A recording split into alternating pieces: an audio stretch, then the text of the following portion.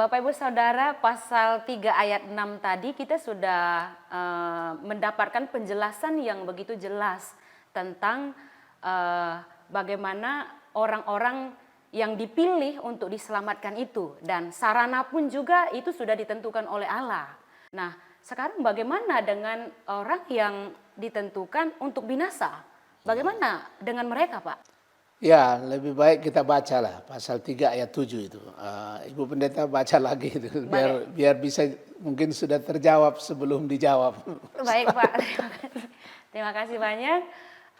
Pasal 3 ayat 7 demikian, manusia lainnya Allah berkenan sesuai dengan keputusan kehendaknya sendiri yang tidak terselami, di mana Dia menawarkan atau menahan belas kasihan sebagaimana Ia berkenan untuk kemuliaan kuasanya yang berdaulat atas ciptaan-ciptaannya, untuk melewatkan dan menetapkan mereka kepada kehinaan dan murka karena dosa mereka, untuk kepujian dari keadilannya yang... Ya, pasal 3 ayat 7 ini sangat jelas memberi jawaban atas pertanyaan bagaimana mereka yang menuju ke kebinasaan. Ya. Bapak Ibu sekalian, memang kita kalau kembali ke pasal 3 ayat 3, di situ kita perlu perhatikan bahwa untuk mereka yang ditentukan sebelumnya untuk diselamatkan, itu ada sarananya gitu, untuk menuju ke tujuan akhir itu. Dan kata penting itu menentukan. Sedangkan di pasal 3 ayat 3 kita lihat untuk mereka yang menuju kepada kebinasaan kekal itu memakai kata menetapkan. Jadi ditentukan sebelumnya itulah predestinasi, dipredestinasikan, sedangkan ditetapkan sebelumnya itu memakai kata foreordained. Jadi dalam bahasa Inggris pun ada beda. Dan inilah double-nya itu. Nah, pertanyaannya bagaimana mereka ini? Jadi ada ayat-ayat lagi yang dipakai sebagai dasar. Matius 11 ayat 25 sampai 26, Roma 9 ayat 17 sampai 18, ayat 21 sampai 22, 2 Timotius 2 ayat 19 sampai 20, Yudas 4, kemudian 1 Petrus 2 ayat 8. Jadi kalau kita perhatikan ayat 7 ini, Allah yang berdaulat di dalam kemurahannya tidak memanggil manusia yang lain, tetapi menetapkan mereka untuk murka karena dosa mereka, untuk menunjukkan keadilannya yang baik gitu. Nah, saudara-saudara, kalau tadi orang-orang yang ditentukan untuk selamat itu Tuhan menyediakan sarana. Dia memanggil, artinya dia melahirbarukan orang. Ya, ada penginjilan, ada Kristus, pengorbanan Kristus diberitakan, ya, dan Roh Kudus bekerja. Nah, inilah yang disebut dengan bahwa Tuhan di dalam kemurahannya tidak memanggil manusia yang lain, tetapi menetapkan mereka untuk murka. Kenapa? Karena dosa mereka. Untuk apa? Untuk menunjukkan keadilannya yang baik. Bapak Ibu bisa ingat penjelasan mengenai double predestination positif negatif itu. Jadi keselamatan orang-orang pilihan adalah sepenuhnya untuk pujian kepada Allah karena anugerahnya yang mulia. Dan penghukuman bagi orang-orang yang tidak dipilih adalah untuk pujian kepada Allah karena keadilannya yang mulia. Nah, jadi bagi orang-orang pilihan mereka menerima kemurahan Allah, tetapi bagi orang-orang yang menuju ke kebinasaan itu mereka menerima keadilan Allah. Karena sama-sama adalah orang berdosa yang sedang menuju kebinasaan. Jadi Allah yang telah berkata, aku berbelas kasihan kepada mereka yang aku akan berbelas kasihan, ini tidak memilih semua manusia.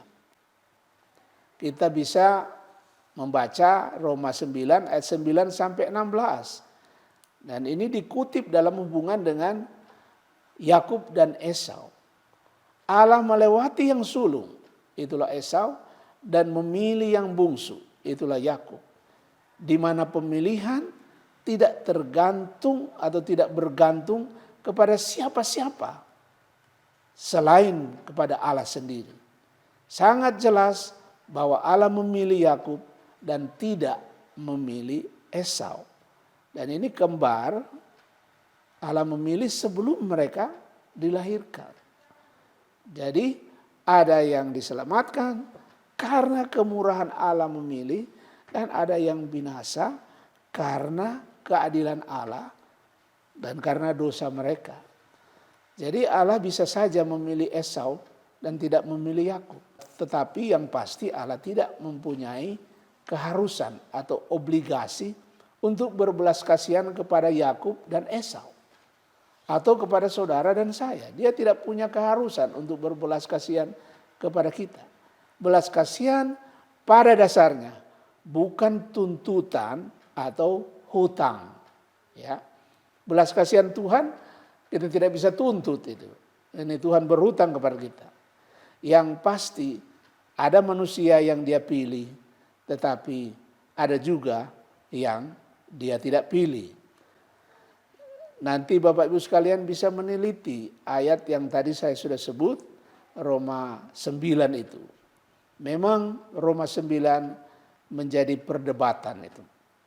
Ada yang mengatakan bahwa Tuhan tidak memilih Esau, atau dengan kata yang dipakai di situ yaitu membenci karena perbuatan Esau sendiri. Tetapi ini tidak sesuai dengan konteks. Ini sebelum mereka buat apa-apa. Dan memang kalau kita teliti, setelah kalimat Allah berbelas kasihan kepada siapa yang dia mau berbelas kasihan, itu ada pertanyaan yang Rasul Paulus sudah antisipasi.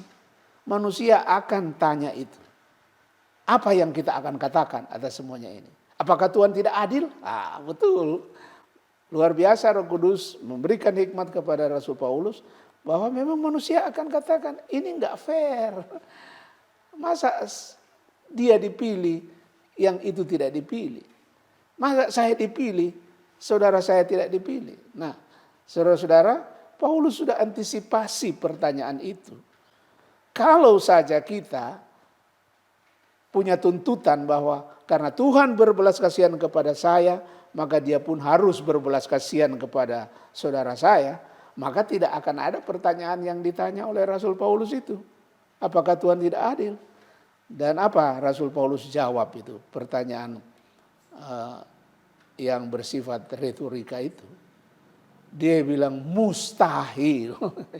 Jadi mustahil Tuhan itu tidak adil. Ya, itulah jawabannya untuk mereka yang tidak dipilih itu. Itu perlu kita dalami ulang-ulang ini, dan silakan kalau ada pertanyaan bisa ditanyakan pada waktu yang ada di kemudian hari nanti. Baik Pak, terima kasih banyak. Kalau kita lihat tentang pemilihan dan kita ikuti dan mungkin kita sudah pelajari, begitu sulit sebenarnya untuk kita memahami hal ini Bapak ya. Oleh karena itu terhadap yang begitu, bagi saya ini begitu tinggi, jangkauan pikiran saya untuk ke sana itu begitu tinggi gitu Pak ya, untuk menjangkau bagaimana pemikiran Allah dan Allah melaksanakannya tentang predestinasi ini. Nah, sebab itu Pak, saya juga mau bertanya bagaimana kita menyikapi atau sikap kita terhadap yang bagi saya ini begitu tinggi tentang predestinasi ini. Bagaimana kita, sikap kita, baik itu kita hamba Tuhan, baik itu kita majelis, baik itu kita jemaat Tuhan, menyikapi atau sikap kita terhadap predestinasi ini, pembelajaran ini. Ya, memang tidak dapat disangkal Ibu. Memang ini sangat tinggi rahasianya gitu. Ini sangat rahasia. Memang di dalam Alkitab kita harus sepakat bahwa dalam Alkitab tidak ada kontradiksi. yang ada itu kita sering sebut paradoks, kelihatan kontradiksi. Tapi kalau kita pelajari maka tidak ada, yang ada paradoks, kelihatan kontradiksi tapi tidak. Dan yang ketiga, selain istilah kontradiksi dan paradoks, istilah ketiga itu rahasia. Ya, rahasia. Jadi rahasia ini ada dua juga, Bu. Ada yang dibukakan dan ada yang tidak. Jadi kalau Tuhan tidak bukakan, sampai di surga pun kita tidak akan tahu. Namun untuk predestinasi ini Tuhan bukakan. Dia bukakannya di Alkitab begitu. Nah, tinggal bagaimana kita, ketekunan kita mau belajar. Dan kenapa kita mengajarkan predestinasi? Karena diajarkan di Alkitab, Bu. Meskipun rahasianya ini tinggi. Nah, untuk menjawab itu di pasal 3 ayat 8. Pengakuan kita ini, pengakuan iman Westminster menjelaskan bagaimana sikap kita terhadap yang sulit ini. Dan ayat 8 juga menjawab apa hasilnya. Mungkin Bapak Ibu pusing, predestinasi ini bikin sakit kepala ya. Ibu pendeta mungkin merasakan ya, ini. betul, Pak. Tapi apakah ada hasil? Jadi tadi Ibu menanyakan mengenai sikap, tapi saya menjawab bahwa sudah dijelaskan ini di ayat 8 bagian pertama, bagian A itu menjelaskan tentang seharusnya kita bagaimana, dan di bagian akhir ada hasilnya. Hasil kalau kita sungguh-sungguh belajar predestinasi. Mari kita membaca pasal 3 pengakuan iman Westminster ayat 8. Kita baca bagian A dan bagian B. Kali ini saya baca saja, Ibu. Ya, Pak. Pengajaran predestinasi yang rahasianya begitu tinggi ini harus ditangani dengan kehati-hatian dan perawatan yang khusus. Supaya manusia yang memerhatikan kehendak Allah yang dibukakan di dalam firman-Nya dan yang sedia menaatinya boleh dari kepastian panggilan mereka yang efektif diyakinkan akan pemilihan kekal mereka. Dengan demikian pengajaran ini memberikan alasan akan pentingnya pujian, penghormatan dan pengagungan akan Allah, dan pentingnya kerendahan hati, ketekunan dan penghiburan yang berlimpah untuk semua yang dengan tulus menaati Injil. Nah, Ibu Pendeta, itulah pengakuan iman kita pasal 3 ayat 8 itu. Dan dasar Alkitab Roma 9 ayat 20, pasal 11 ayat 33, ya, ini dekat sekali dengan moto kita ya. Roma pasal 11 ayat 36. Ini Roma 11 ayat 33. Sungguh dalamnya dan tinggi, luar biasa. Ulangan 29 ayat 29. Semua kita tahu ya, Ulangan 29 ayat 9. Dan 2 Petrus 1 ayat 10. Ayat-ayat itu sebagai dasar dari ayat 8 bagian A ini. Kemudian tentu lagi Efesus 1 ayat 6.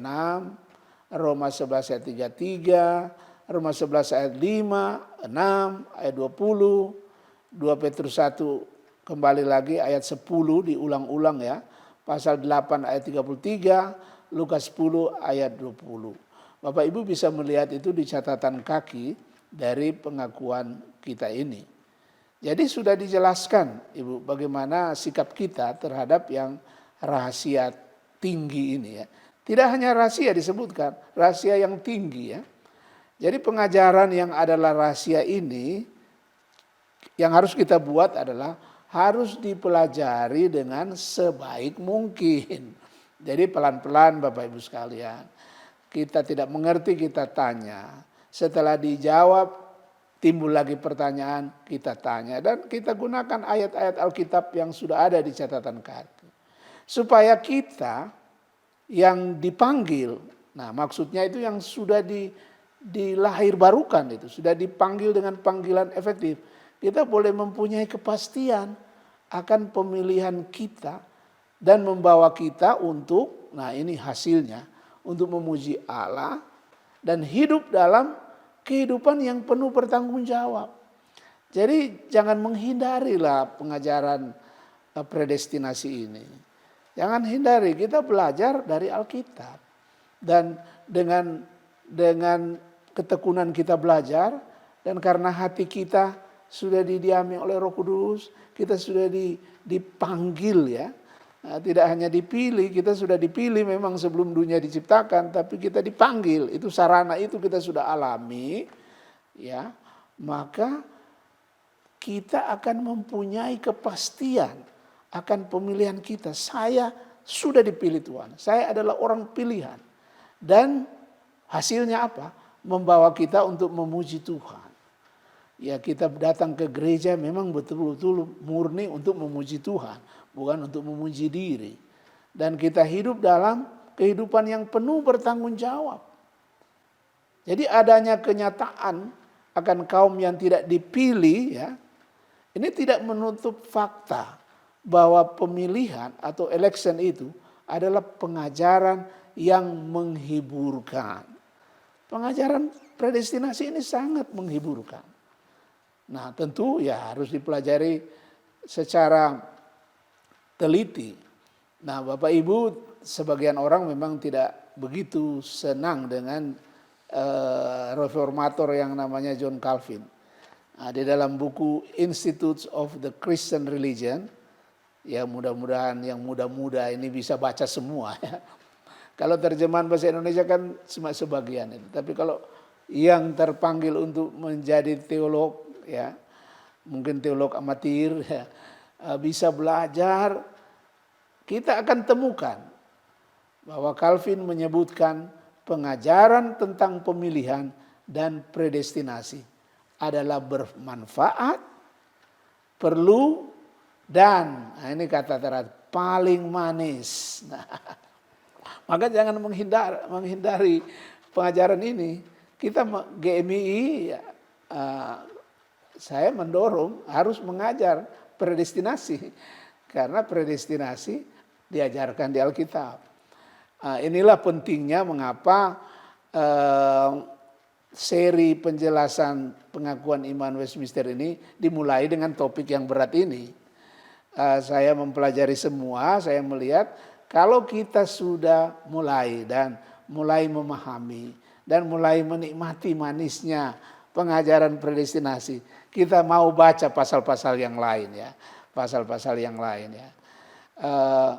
Bapak Ibu sekalian, sekali lagi pengajaran ini disebut rahasia. Namun tidak berarti bahwa pengajaran ini tidak dapat dipelajari. Ya, sekedar mendengar pengajaran ini ya tidak mendatangkan jaminan bahwa kita sudah dipilih secara kekal. Melainkan kita harus pelajari sungguh-sungguh dan kita taat, menaati kehendak Allah. Supaya kita boleh memastikan bahwa kita adalah orang-orang pilihan. Bapak Ibu, kita bisa baca 2 Petrus 1 ayat 10. Tapi alangkah baiknya kalau baca dari ayat 3. Wah, luar biasa itu. Dia makin lama makin naik ya. Orang yang sudah dilahirkan baru, sudah punya iman, apa yang harus dia buat? Terus sampailah di ayat 10 ini. Ya, 2 Petrus 1 ayat 10. Nah, dalam konteks ini kita dapat menyimpulkan secara singkat bahwa pemilihan menghasilkan kerendahan hati dan hidup yang bertanggung jawab di dalam hidup orang-orang pilihan. Inilah yang dapat membuktikan bahwa kita sebagai orang-orang pilihan Allah dari sekarang sampai selama-lamanya. Apa yang harus kita buktikan? Itu kerendahan hati. Orang yang rendah hati, hidup bertanggung jawab, inilah yang bisa ini orang pilihan ini. Ya, orang yang dipilih oleh Tuhan. Dan kita pun diyakinkan. Mari kita membaca 2 Petrus 1 ayat 10. Tapi sebaiknya kalau kita baca pelan-pelan dari ayat 3. Anggap saja kita sudah baca itu, sekarang ayat 10. Karena itu saudara-saudaraku, berusahalah sungguh-sungguh supaya panggilan dan pilihanmu makin teguh. Mau makin teguh? Nah ini kita berusaha sungguh-sungguh. Baca ayat 3 sampai 9 itu. Sebab jikalau kamu melakukannya, kamu tidak akan pernah tersandung. Banyak orang ya tersandung gara-gara predestinasi itu. Saudara-saudara, tidak ada orang yang dapat mengetahui pemilihannya sebelum pertobatannya, sebelum orang dilahirkan baru. Jadi urutannya yang dapat menolong kita adalah mengerti 2 Petrus 1 ayat 10 ini. Ya, mengerti. Jadi berusaha sungguh-sungguh, maka panggilan dan pilihan kita makin teguh. Memang pemilihan itu tidak ada syarat, Tuhan sendiri yang pilih, tapi untuk meyakini bahwa kita ini adalah orang pilihan, ya kita tentu ya dilahir barukan, kita punya iman, kita percaya Tuhan Yesus dan bertanggung jawab sebagai orang-orang percaya. Ya, karena itu kita melihat penjelasan ini lebih lengkap tentang panggilan efektif itu. Nanti ya di pasal 10 nanti. Itulah tentang panggilan efektif. Demikian Ibu sikap kita terhadap pengajaran yang rahasianya sangat tinggi ini. Singkatnya ya harus teliti, harus belajar, harus menaati firman Tuhan. Dan kita bisa hasilnya apa? Memuji Tuhan, mengagungkan Tuhan, hidup dalam kekudusan, ya, benar-benar tulus, taat kepada Tuhan, dan yang buktikan itu apa? Kerendahan hati, ya. Hidup bertanggung jawab. Baik, Pak, terima kasih banyak sudah menjelaskan kepada kami tentang ya bagaimana sikap kita terhadap predestinasi ini yang rahasianya begitu tinggi, dan bagaimana juga itu sikap itu juga nyata dalam hidup kita, hidup praktis kita. Ya.